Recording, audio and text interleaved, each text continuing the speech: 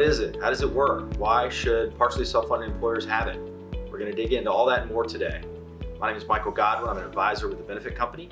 This is the next episode in our video series on partial self-funding. So what is stop-loss insurance? So stop-loss insurance is simply protection that a partially self-funded employer would purchase to protect themselves against the risk of catastrophic claims in their medical plan. So in essence, it allows an employer to enjoy the benefits of partial self-funding while limiting the associated risk. So there are two main types of stop-loss insurance that partially self-funded employers will acquire. The first is called specific, and the other is called aggregate. Specific protects against risk against catastrophic claims on an individual level, and aggregate protects against large claims against the group. So in this visual here, you'll sort of see the interplay between the two.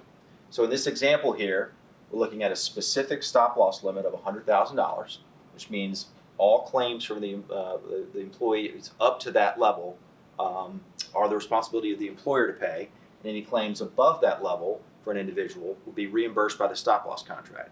So in the example here, you can see several different claims here for a hypothetical employer. All these claims below that limit would be paid by the plan, by the employer. And in this example here, we have an employee that had $125,000 of claims during the year. So you can see that additional $25,000 over the specific limit would be reimbursed by the contract. Now, so that's specific. On the aggregate side, aggregate is protecting against all these claims that have been incurred under the specific limit during the planned year. To the extent that those claims in the aggregate exceed something called the attachment point, the stop-loss contract would reimburse the employer for those claims. So, now the other thing that's really important within a stop-loss contract, and a term you may have heard, is called a laser or lasering.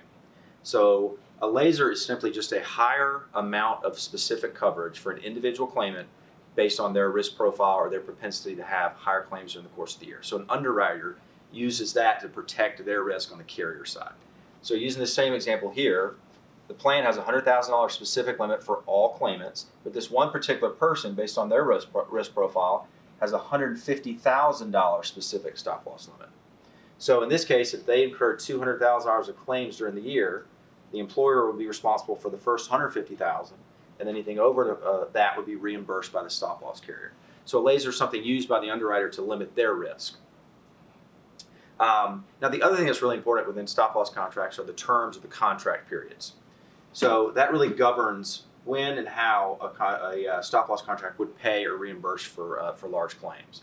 So a couple things to think about here. We use the terms incurred and paid. So these different contract terms are based on when the claim was incurred or when it actually happened, and when the claim has been paid by the plan. So a couple common structures that you'll see are what we call a 12-12 contract or a 24-12. The 12 the first number refers to when the claim was incurred.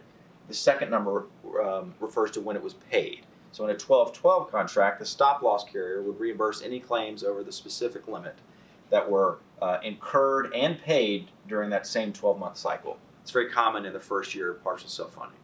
A 24-12 would say that the stop-loss contract would reimburse for claims that were incurred during a 24-month period but paid during the 12-month period of the planned year. So we call that run-in protection. Again, that's very common in the second year and beyond in a partial self-funded plan. Many other different ways to structure these plans. There's 12-15 contracts, 12-18, lots of different ways to do that depending on the specific needs of your group. Now, lastly, what I would say is there's a few different other very important provisions that are inherent within contracts that you want to look out for. One is called contract mirroring or plan mirroring. That just simply makes sure that the stop-loss contract is governed and run in conjunction with how the underlying medical plan is set up as well to avoid any gaps in coverage. Very important that you have that. There's also a provision called a terminal liability option or TLO, which is very common in the first year of self-funding that just gives additional protection in the event that the employer actually leaves this partially self-funded plan after the first year to make sure that there's no gaps in coverage there. Thinking about lasers that we talked about before as well, there's also a provision called a no new laser provision, which gives protection in year 2 and beyond to say that the stop-loss carrier cannot add new lasers.